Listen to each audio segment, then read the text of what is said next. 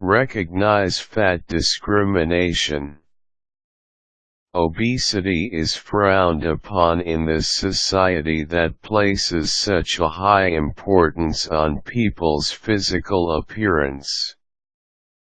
Even though obesity is now considered an illness that can be attributed to a person's genetic origins, many individuals still think that obese men and women simply do not have the will to stop eating. Unfortunately, this grave misconception leads to unbridled prejudice against overweight individuals. This type of unfair practice has grown to be as rampant and as cruel as racial or gender discrimination. Some states have already taken steps in protecting people from any discriminatory behavior. However, in order to protect oneself, it is important to learn how to recognize signs of fat discrimination. Read and keep updated on discrimination laws and trends. In order to know whether you are a victim of this type of bias, it is a must that you find out the practices and behaviors that constitute fat discrimination. One good way is to join forums and read about other people's experiences with potential employers, doctors, teachers, and the likes. It is also advisable to read up on articles about obesity and its effect not on the physical area but rather as a social factor. A good source of information is the NAAAFA or National Association to Advance Fat Acceptance. Another way of educating yourself is to keep abreast with laws being passed in your area. Michigan has already included weight as a category of discrimination. The same goes for San Francisco and Santa Cruz. Washington has also imposed a legislation that prohibits inequity based on an individual's physical appearance. Observe if you are being treated differently. Are you long overdue for a promotion and keep getting passed over by newer, less qualified yet thinner employees? Are you getting paid less?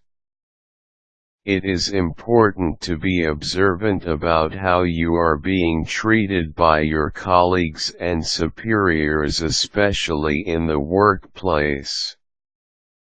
This sector is getting to be an increasingly inconsiderate environment for overweight individuals. Experts believe that an increasing number of highly qualified people are losing opportunities to be hired, being overlooked for promotions, getting fired, or simply being harassed based on their weight. Of course, certain laws will prohibit you from discussing and comparing the benefits and wages that you are receiving with your coworker. Employ other ways of finding out whether or not others are better compensated for doing the same amount of work. You can do this by observing their spending patterns or taking note of their standard of living. Observe also whether you are being saddled with a heavier workload as compared to your skinnier colleague. Accept that discrimination can occur in any setting. Many would believe that weight discrimination only occurs in the work sector.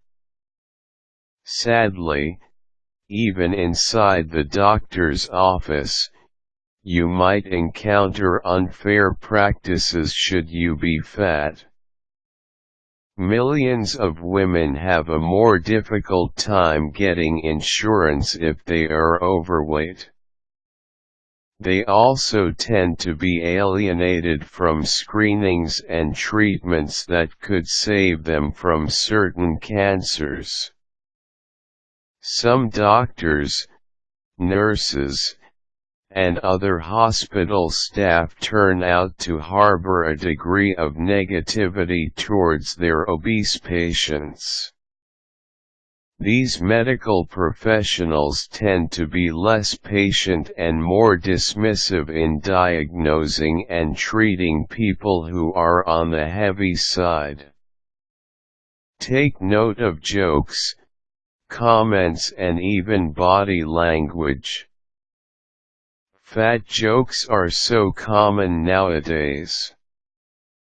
Some people can chalk it up to an individual's rudeness, but if you keep receiving the same fat comments over and over again, or is being the butt of a person's weight jokes all the time, it could be something more than plain insensitivity. Verbal abuse, no matter how subtly done, is also part of discrimination. Continuous criticism about one's weight could erode his self-esteem over time. Even concerned comments about your eating habits, if done repeatedly, may be considered harassment if you have already requested that person to stop talking about your weight. Take note of nonverbal conduct also. Making faces and frequent glances towards your body could be signs of prejudice too. In order to file a complaint against any individual for discriminating against you, it is important that you prepare sufficient proof. Assess whether the incident indeed involves discriminatory actions or not. Write down a detailed account of said incident. Make sure that you note the dates and locations of such occurrences. Note also the names of witnesses and request that they provide you with a written account of what they saw. If photographic or video evidences are available, make sure to get copies of these as well. Once you have gathered sufficient evidence, you may then approach the appropriate person or party to address the situation.